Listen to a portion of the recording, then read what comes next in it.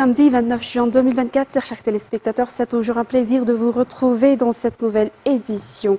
Dans les informations de ce jour, la 5e édition du COMFWEB qui se tient à Madagascar a entamé sa 2e et dernière journée aujourd'hui. Les résultats de la rencontre des femmes entrepreneurs africaines qui a eu lieu à Madagascar sont palpables, a déclaré aujourd'hui la présidente du GFEM. L'épouse du président de la République, Mial Radziwiłł, est la marraine de cet événement COMFWEB. Plus de détails avec Rad Ramanansatou.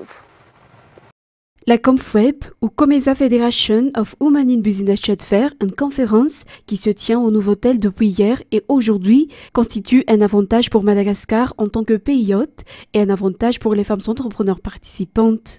En plus des différents ateliers et d'échanges d'expériences, des femmes entrepreneurs de différents pays du continent africain ont exposé leurs produits dans des stands. Les résultats de cet événement sont tangibles, a déclaré la présidente du groupement des femmes entrepreneurs de Madagascar. Suite aux diverses rencontres lors de cet événement, un accord de coopération a été conclu entre le groupement des femmes entrepreneurs éthiopiennes et le groupement des femmes entrepreneurs malgaches. Nous souhaitons, a déclaré la présidente du groupement des femmes entrepreneurs éthiopiennes, qu'il y ait une coopération entre les différents pays et nous souhaitons davantage la coopération entre les deux villes de Madagascar et d'Éthiopie. Le groupement des femmes entrepreneurs malgaches a également exprimé sa volonté de coopérer avec tous les pays participants. C'est aujourd'hui la 2e et dernière journée de la 5e édition de l'événement COMFWEB qui s'est tenu à Madagascar. À noter que l'épouse du président de la République, Mial Radziwiłł, est la marraine de cet événement. Continuons toujours dans la page économique. 5 entrepreneurs malgaches porteurs de projets ayant un impact social et environnemental significatif ont bénéficié d'accompagnement technique et financier pour développer leurs projets émanant d'une banque privée en collaboration avec le WWF, le PNUD, le MED et divers actionnaires de la société. Le but étant de promouvoir l'entrepreneuriat vert à Madagascar pour un changement social et environnemental. Reportage. Madagascar, célèbre pour sa biodiversité unique, est confronté à des défis environnementaux urgents tels que la déforestation et la dégradation des terres. Ces problématiques ont des répercussions directes sur l'économie et la qualité de vie des communautés locales. Pour y faire face, les entreprises malgaches doivent adopter des pratiques durables qui préservent l'environnement tout en favorisant une croissance économique résiliente. Heureusement, Madagascar dispose d'un potentiel immense pour faire émerger des entreprises et des entrepreneurs respectueux de l'environnement. De nouvelles opportunités se créent grâce à la croissance de la finance verte et durable. Ce système encourage les investissements dans des projets bénéfiques pour l'environnement, tels que les énergies renouvelables et la gestion des ressources naturelles.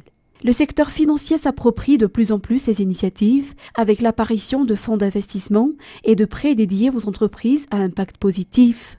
Ainsi, une banque privée apporte son soutien aux entreprises vertes en partenariat avec WWF, le PNUD et divers actionnaires de la société. Un programme Louvainzaf pour soutenir les entreprises innovantes et engagées dans des modèles économiques durables. Cette initiative fournit un accompagnement technique et financier aux acteurs économiques, leur permettant de développer des projets ayant un impact social et environnemental significatif.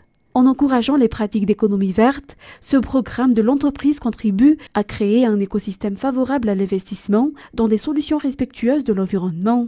À cet égard, 5 entrepreneurs malgaches, porteurs de projets ayant un impact social et environnemental significatif, ont été sélectionnés pour en bénéficier de ce soutien de cette banque. Une conférence entre cette banque et les 5 lauréats et les partenaires a eu lieu hier sous le thème Entreprendre vert, allier rentabilité financière et impact environnemental. Et la 10e édition de l'ITM et de la première édition de l'IHM qui se sont tenues au CCI VAT du 20 au 24 juin ont été couronnées de succès. Outre les entrepreneurs qui ont découvert de nouvelles opportunités commerciales, les visiteurs en ont également bénéficié des lots, notamment ceux décernés aux visiteurs chanceux lors des événements de l'ITM et de l'IHM qui ont été officiellement remis hier à l'Office national du tourisme ou ONTM des mains de la présidente du conseil d'administration de cet office, Yondianien Khane Vormanan.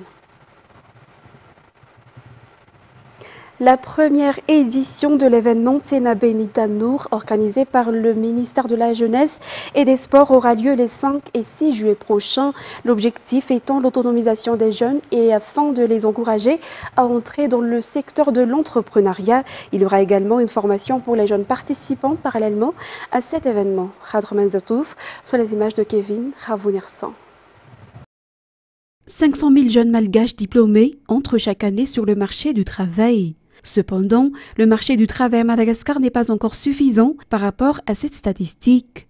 En conséquence, 68,5% des jeunes malgaches de moins de 24 ans sont au chômage. Face à l'inadéquation entre les offres et la demande dans le domaine du travail à Madagascar, notamment pour les jeunes de moins de 30 ans, une stratégie a été mise en place par le ministère de la Jeunesse et des Sports. Cela inclut l'organisation du salon Tsena Benita Nour qui se tiendra au Palais des Sports et de la Culture Mamasn les 5 et 6 juillet. Le but de cet événement est de créer des relations entre les jeunes, de les rapprocher avec les entreprises et de les réunir avec les investisseurs pour que les jeunes puissent se lancer dans le secteur de l'entrepreneuriat conformément à la loi. Environ 200 jeunes issus des 23 régions de Madagascar participeront à cette première édition du salon Tsena Benita Nour qui se tiendra les 5 et 6 juillet prochains. Une formation leur sera également dispensée lors de cet événement. En santé, le coût de la circoncision d'un petit garçon est d'environ de 30 000 à 50 000 arrières si les agents de santé pratiquent la circoncision sous anesthésie locale et cela s'élève à 200 000 arrières pour l'anesthésie générale. La majorité des familles malgaches n'ont pourtant pas les moyens pour payer de telles sommes et c'est la raison pour laquelle le ministère de la Santé publique a organisé une circoncision collective gratuite. Cela a débuté officiellement hier à Maïti. Reportage de Radroman Zatouf.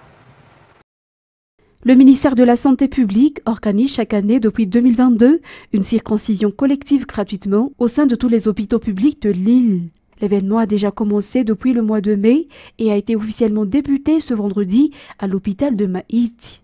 De nombreuses familles de cette municipalité et ses environs sont venues profiter de cette circoncision gratuite. Le ministère de la Santé publique a pris l'initiative de réaliser cet événement chaque année afin d'aider les familles en difficulté qui sont nombreuses, a déclaré le ministre de tutelle. En effet, le coût de la circoncision d'un petit garçon varie de 30 000 arrières à 200 000 arrières selon le type d'opération chirurgicale qui est pratiquée. Environ 25 000 garçons ont été circoncis à travers la circoncision collective effectuée par le ministère de la Santé publique l'année 2023 selon les informations. Et le Sénat a remis des dons constitués de substituts alimentaires et d'équipements scolaires à utiliser le jour de l'examen aux 40 enfants des employés qui passeront l'examen officiel BEPC qui se tiendra du 1er au 4 juillet 2024. Ils ont également reçu la bénédiction du général Ravalmanana Richard, le président du Sénat. L'objectif est que ces élèves deviennent la fierté de leurs parents à l'avenir. Les parents des élèves qui ont reçu ces aides et soutiens ont souligné les efforts déployés par le président du Sénat pour le volet social des employés depuis que ce dernier occupe cette haute fonction dans le pays. Il convient de noter que les enfants des personnels du Sénat ayant récemment affronté l'examen du CEPE ont également bénéficié des dons similaires. Et en ce qui concerne les actualités sportives, ce dimanche 30 juin aura lieu la finale de la compétition de football Coca Pure Play Football League organisée par le CFEM ou Association des clubs de football élites de Madagascar. Le disciple FC Vakina Garach et l'LGECO Plus s'affronteront lors de ce match final qui aura lieu au stade LGECO Plus à 14 h. Ces deux équipes qui sont des équipes qui n'ont pas encore remporté le titre de champion de Madagascar. L'équipe qui remportera la victoire ce dimanche représentera également Madagascar lors de la compétition africaine. Les organisateurs ont également annoncé que le prix pour l'équipe gagnante a augmenté cette saison afin d'encourager les joueurs et les équipes. Concernant maintenant les actualités internationales, samedi 29 mai, une attaque de drone ukrainienne a fait 5 morts dans un village russe en Ukraine. L'intensité des combats se poursuit notamment à Kharkiv et à Dnipro. Le ministère russe de la Défense a annoncé la capture d'un village près de Toretsk, petite ville minière située dans la région de Donetsk, dans l'est de l'Ukraine. France 24. De la carcasse de cette voiture, les secouristes ukrainiens sortent un habitant de Dnipro. L'homme s'est retrouvé coincé après la chute des débris de l'immeuble, éventré par un missile russe. Les habitants sont sous le choc. Nous sommes allés dans le couloir. Ma mère m'a appelé, puis boum, la porte a volé en morceaux. Ça sentait le brûler. Il y avait de la poussière. Je suis tombée par terre. Et ils ont essayé de me soulever, mais je pleurais. J'avais peur. Plus à l'est, l'intensité des combats se poursuit, comme en témoignent ces images diffusées par l'armée russe. Moscou met en scène sa force de frappe et l'avancée de ses troupes sur le sol ukrainien. Le ministère russe de la Défense a revendiqué la prise d'un village au nord de Bakhmout. Les unités du groupe de troupes sud ont activement libéré la localité de Rozdolivka dans la République populaire de Donetsk et ont occupé des positions plus favorables. Cependant, selon Kiev, les forces ukrainiennes sont à présent en meilleure posture qu'il y a quelques mois, principalement grâce à l'arrivée des armes occidentales. Sur le plan diplomatique, le président ukrainien dit travailler à un nouveau plan pour mettre fin au conflit. Un plan qui passe par le renforcement des capacités militaires de l'Ukraine pour imposer une paix juste à la Russie. Ensuite, en Centrafrique, 8 ans après la signature de l'accord de non-agression entre les quartiers chrétiens et musulmans, la paix est encore fragile dans cette localité. Au cimetière de Bangui, particulièrement, la place vient à manquer et le lieu devient une source de grande tension. Reportage signé France 24. Le président du Conseil supérieur islamique de Centrafrique est embêté. Dans le cimetière musulman de Bangui, où par manque de place, les chrétiens enterrent aussi leurs défunts, la cohabitation se passe de plus en plus mal. Aux enterrements des chrétiens, il y a des danses, n'est-ce pas? Il y a des danses. Les gens dansent, les gens s'amusent, mais chez les musulmans, il n'y a pas ça. Donc, le mieux vaut de nous, il faut nous séparer. L'occupation de ce cimetière par les chrétiens date de la crise de 2014. Quand assiégés, les musulmans ne pouvaient plus y accéder. Après la signature du pacte de non-agression entre les deux communautés en 2016, le lieu est devenu un symbole de paix retrouvée. Mais pour ce chrétien, le comportement des jeunes qui viennent boire et s'amuser sur les tombes pourrait raviver les tensions avec les musulmans. La terre appartient à eux. Et ils nous ont légué ça un peu, à nous de respecter les principes, leurs principes. Parce que s'ils s'énervent aujourd'hui et qu'ils disent non aux chrétiens, où allons-nous aujourd'hui? À PK5, le quartier musulman de Bangui, les habitants se souviennent encore vivement des événements de 2014. Sariatou a été victime des groupes armés à majorité chrétienne qui ont attaqué le quartier. Elle vit dans la crainte que de telles violences se reproduisent. Les gens étaient manipulés, donc nous ne voulons pas que ça retourne. Nous, les deux communautés s'entendent bien maintenant, mais notre peur, c'est le cimetière. Nous, on a peur pour ne pas que nos jeunes ici répondent à leurs provocations et puis ça dégénère un jour. Conscientes du problème, les autorités locales promettent depuis près de 2 ans un terrain de 4 hectares, mais manquent encore de financement. La machine de l'État aussi, des fois, c'est un peu lente, mais on est en train de faire. En attendant le nouveau terrain, des médiations et des séances de sensibilisation sont organisées entre les communautés pour que plus jamais la violence ne prenne le dessus. À Essaouira, le festival Naoua et Musique du Monde propose 3 jours de fêtes et de concerts tout gratuits. C'est la 25e édition de cet événement réputé qui célèbre, défend et fait vivre cette tradition ancestrale. France 24. 25 ans que les rythmes Gnawa font vibrer la belle Essaouira. 3 jours de fêtes et de concerts, tous gratuits. Alors pour son tout premier quart de siècle, le festival a réuni plus de 400 artistes venus de 14 pays. Au total, 53 concerts sont programmés avec 35 malem ou maîtres Gnawa au rendez-vous.